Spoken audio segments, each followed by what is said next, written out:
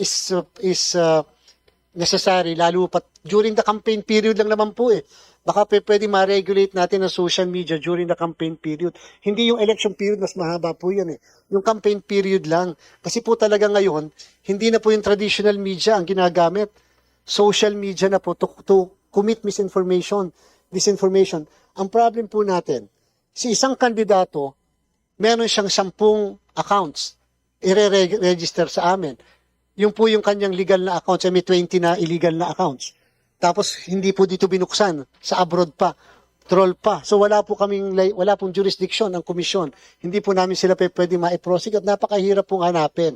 So talagang ang pang-counter lang po dyan, voters education. In fact, in the commission, we created, Madam Chair, a division, nag-create na lang po kami kahit walang nag-create kami ng isang buong grupo na in charge sa social media monitoring. Although, try to imagine, Madam Chair, ang kandidato po sa Pilipinas, sa bawat isang eleksyon, 44,000 candidates. Sabihin na lang po natin, Madam Chair, na meron 10 ang bawat isang kandidato, kasama ang party list na tig sa 10. That's 440,000. The COMELEC cannot really monitor the 440,000 social media accounts. We will be very honest on that. However, if we can, yung pong gastos, hindi rin po namin ma-monitor yung gastos. Kasi hindi naman aaminin sa'yo na nag-hire sila ng influencer. Hindi naman aaminin sa'yo. Yung boosting, kaya po namin matrace yun. Kasi credit card ang ginagamit. Pero yung content creator na tinatawag, hindi rin po i-report sa amin yun. Yung pala may mga binabayaran na kung bakit magaganda yung lumalabas sa social media. Isipin nyo po, yung kayo, nag-avail kayo ng TV, radyo, dyaryo, nare-report nyo sa COMELEC, nakikita na. Pero yung nag-avail sa social media, hindi po namin makita sapagkat wala naman po magre-report na nag-avail ng ganong klaseng serbisyo. Thank you for that response, Mr. Chairman. Kasi po ako biktima rin ng mga fake news. And anyway, pangalawa po, how much is allotted for the COMELEC's legal and quasi-judicial functions, including the resolution of election-related protests and disqualification cases? Sapat ba ang proposed budget ninyo sa ensure the speedy and fair resolution of these cases? Madam Chair, yung pong budget para sa adjudication of cases, kasama na po yun sa regular budget ng komisyon na ngayon po ay na-reduce kami from amin po nire-request, naging more or less 4 billion na lang. Yung pong kasama na po yung pagpapasweldo, etc. So, wala po kaming nakaseparate na budget for adjudication of cases. And yet kami po we are so proud in saying, katulad na nabanggit po namin, we are so proud in saying that out of the 13,000 cases filed before the COMELEC, katulad po ng binanggit ko kanina sa naging katanungan, 740 na lang po ang pending cases namin. That's division and en banc cases. So we have a 94% disposal rate right now at the Commission on Election, despite the absence of a separate budget indeed for adjudication and disposition of these cases. Mr. Chairman, are there any specific line items where the Department of Budget and Management or other agencies have imposed cuts on na pwedeng makaantala sa operational readiness ng COMELEC? Yung po sana, Madam Chair, napakaganda ng tanong. Yung po sanang budget para sa 2-year preparation. Ang pinopropose po namin sana ay 9 million para po makapag-procure na kami. Maagang procurement, maagang pagsubok, maagang testing, maagang certification, matetest natin yung bang makinang yan talagang tama sa atin. Yung bang mga makinang yan talaga bang hindi kayang dayain, etc. Pero pagka po binigyan lang kami ng 1 taon, which is usually po ang procurement, remember po, kung may budget po tayo for 2027, kalimitan po makakapag-procure kami sa third quarter to the last quarter ng 2027. By that time, gagawin pa yung makina, aayusin, gano'n po kadami yung makina, baka po abutin tayo ng mga 120,000 machines sa 2028. So, doon pa lang po, pagdating ng 2028 first quarter, ang test, ang mga certification, yung mga pagmamock election. Samantalang kung mabibigyan po kami ng 2 years sana na preparation, kahit paano itong 2026, gagawin na po namin yung TOR, yung mga kontrata, mag-early procurement na po kami. Baka pwedeng sa halip na magpa-deliver tayo ng buong 120,000, 100 makina muna para matest natin. Talaga bang gumagana ng tama yung mga makinang yan? Hindi na po natin nagagawa yun eh. Pag dineliver sa amin yung makina, yun na pong kabuuan ng makina. Samantalang kung meron tayong 2 years o ngayon sa next sa 2026 na research and development year, kahit paano po, mapag-aaralan na ang lahat ng kontrata at lahat po ng mga magagandang innovation para sa 2028 elections. Thank you, Madam Chairman. On this note, I would like to manifest my full support to the budget of the Commission elections. Sana, Madam Chair, mabigyan sila ng additional budget for information education campaign to fight the proliferation of fake news against the COMELEC. Thank you, Madam Chair. Thank you very much, Your Honor, Madam Chair. Thank you. May I call on Representative Paulo Henry Marcolita. Thank you, Mr. Chair. Magandang tanghali po sa ating chairman. Magandang tanghali po, Madam Chair, Your Honor. Una-una po, ngayon lang po ako magkakaroon ng pagkakataon na magpasalamat po sa ating butihing chairman. At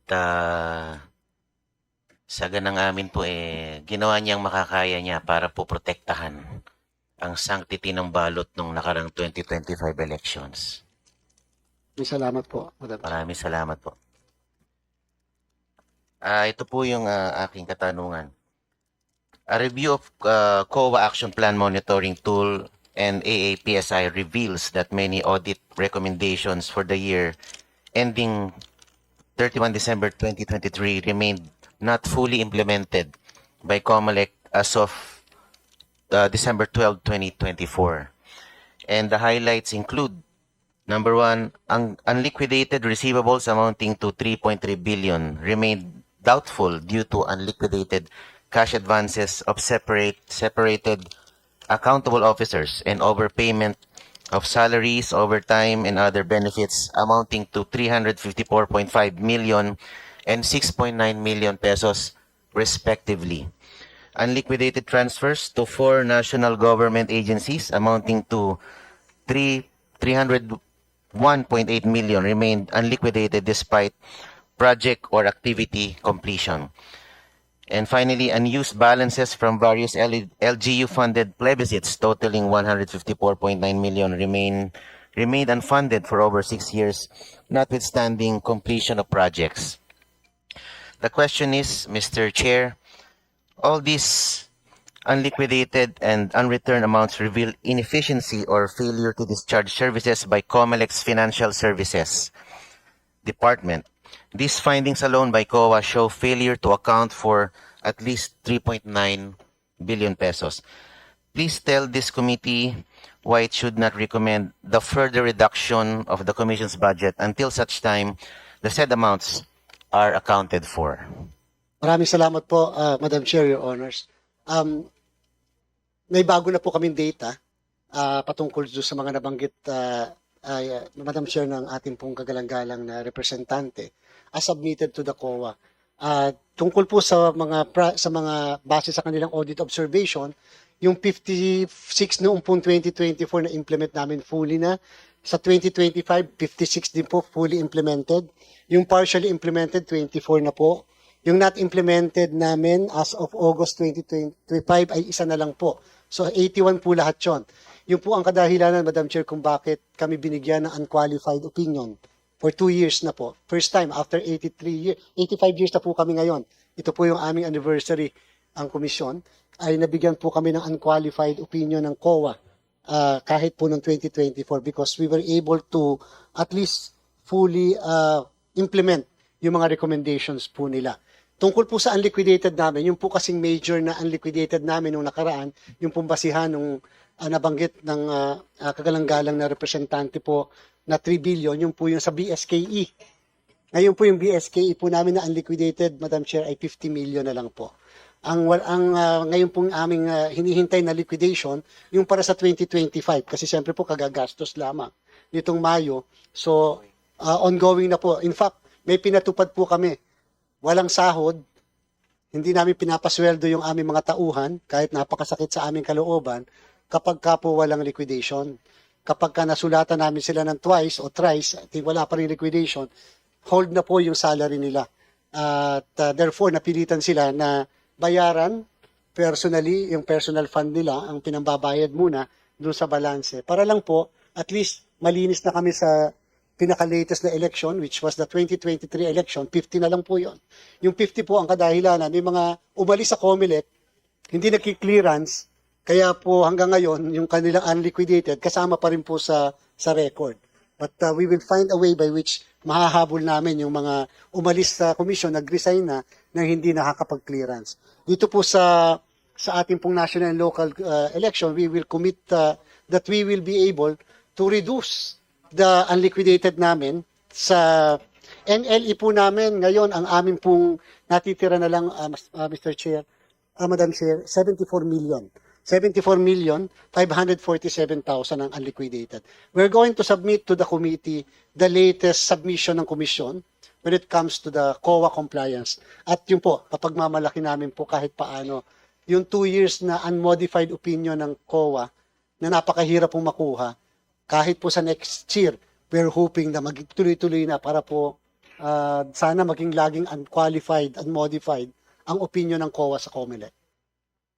Thank you for that answer, Mr. Chairman. Madam Chair, my second question is,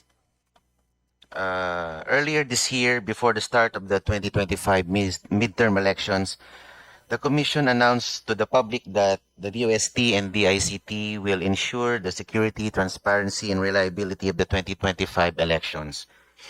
Can the Commission submit to the committee the transparency report from the tests and study made with these two agencies, if any? At yung pong isa pong tanong, during the middle of the canvassing, or yung pong pag-transmit po ng quick count results, nagkaroon po ng mirror, duplication of votes, at ang explanation po ng ating chairman ay hindi po nakahanda ang teknolohiya ng mga media outlets to receive such data. Kaya nagkaroon po ng ganun na glitch or mirroring or doubling of the figures. Nagkaroon po ba ng independent study for that? Maraming salamat po, Madam Chair. Yung una po muna, yung tungkol sa issue ng yung hindi po yung sa nadoble, yung sa isa pa pong natanong niyo, yung kaunahan, Madam Chair. Yung transparent. Ganito po, meron po tayo sa batas, sa Republic Act 9369, yung TEC, Technical Evaluation Committee. Ang chairperson po niyan ay ang DOST po. At hindi po tayo makakapag-proceed, Madam Chair, sa ating pong eleksyon kung walang certification sa ang DOST at saka DICT. So yung pong lahat ng mga minimum qualification requirement para po mag-proceed ang COMELEC sa eleksyon ay na-comply namin, kaya po nag-issue ang ating pong TEC ng kanilang certification on the preparedness of the system na ginamit po natin. So meron po, sasubmit po namin sa inyo. Although it's available also in the website of COMELEC, yung pong tinatawag na TEC report patungkol sa atin. Doon po sa pangalawa naman po na issue, nangyari po yan ng madaling araw ng May 12 na, mga bandang 2:00 ng madaling araw. And it was the COMELEC who called the attention of the media entities regarding nadodoble. Bakit po nagkaganon, Madam Chair? This is the first time na nag-implement ang COMELEC ng mas malawak na transparency sapagkat dati-rati po, mula sa presinto, ipapadala sa COMELEC ang result, papadala sa isang server na dati po nasa UN o kaya nasa UST. Ngayon po, ang PPCRB, NAMFREL, majority party, minority party, at ang media ay may sariling servers nila. Nasa isang area po yan, dyan po sa Makati. Yan po yung tinatawag namin na napagbintangan pa na ang sabi po nila ay ano daw po yun, yung server na nagmamanipulate ng result. Yung po ay facility. Yung man on the middle daw po, hindi po pinuntahan po ng lahat yun, pati ng media. So, yung pong mga media may sarili silang result. Mula sa presinto, nakapara